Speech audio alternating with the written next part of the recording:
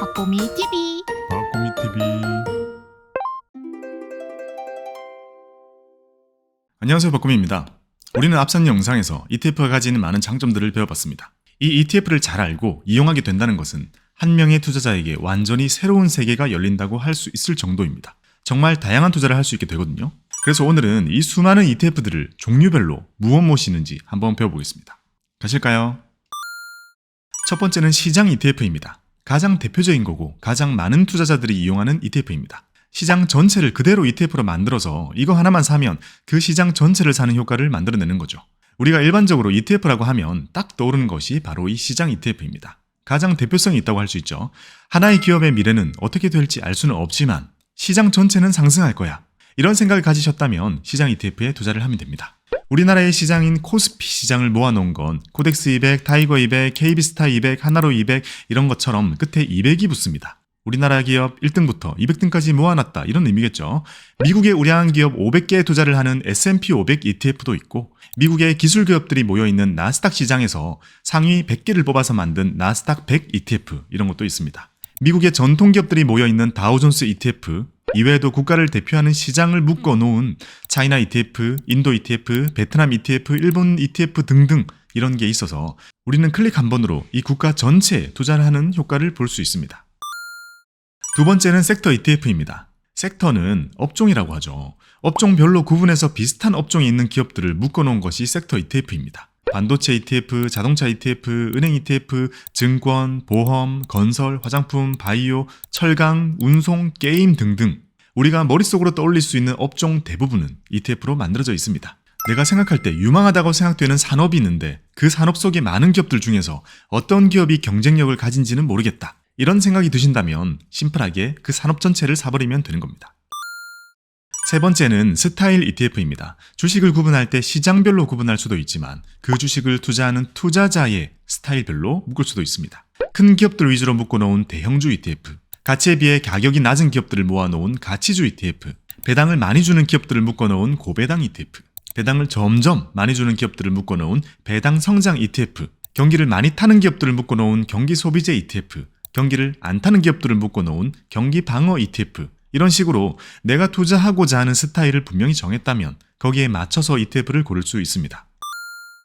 네 번째는 채권 ETF입니다. 주식과 함께 자본시장의 양대산맥이라고 불리는 채권은 대표적인 안전자산입니다. 우리가 오랫동안 저금리 시기를 겪다 보니까 채권 투자에 그리 적극적이지 않았는데요. 지금은 금리가 아주 높아져가지고 정말 많은 투자자들이 채권 투자를 하고 있습니다.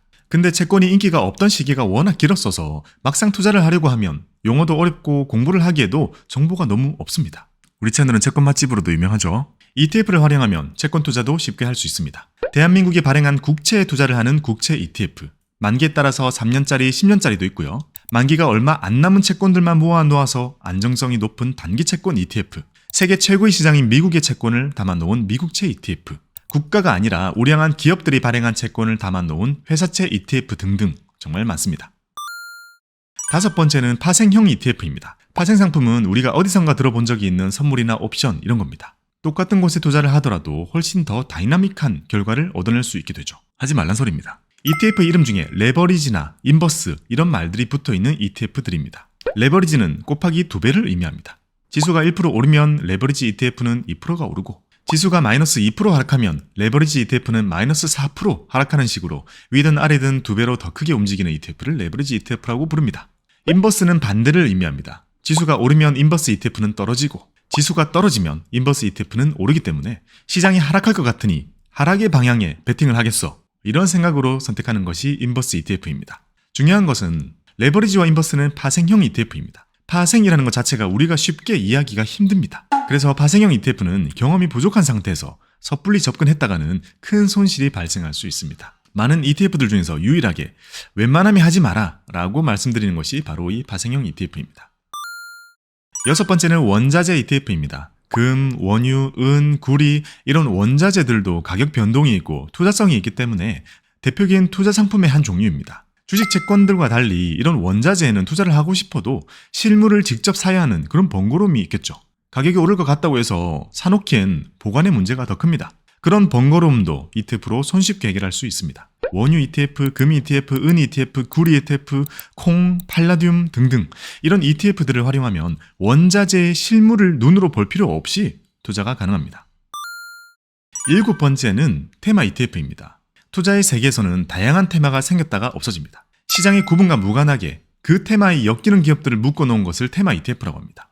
예를 들면 삼성그룹의 계열사들을 쭉 묶어놓은 삼성그룹 ETF, 전기차에 들어가는 배터리에 관련된 기업들을 묶어놓은 2차전지 ETF, 사회적 책임을 잘 이행하는 기업들을 묶어놓은 그런 ETF도 있고 세상의 변화에 맞춰서 다양한 ETF가 만들어지고 있습니다. 테마 ETF가 나오고 없어지는 걸 보면서 세상이 어떻게 흘러가는지 알 수 있는 그런 힌트가 되기도 합니다.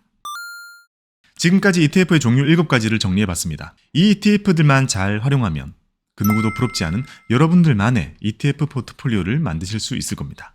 성토를 겨눕니다. 감사합니다. 박보미 TV 박고미 TV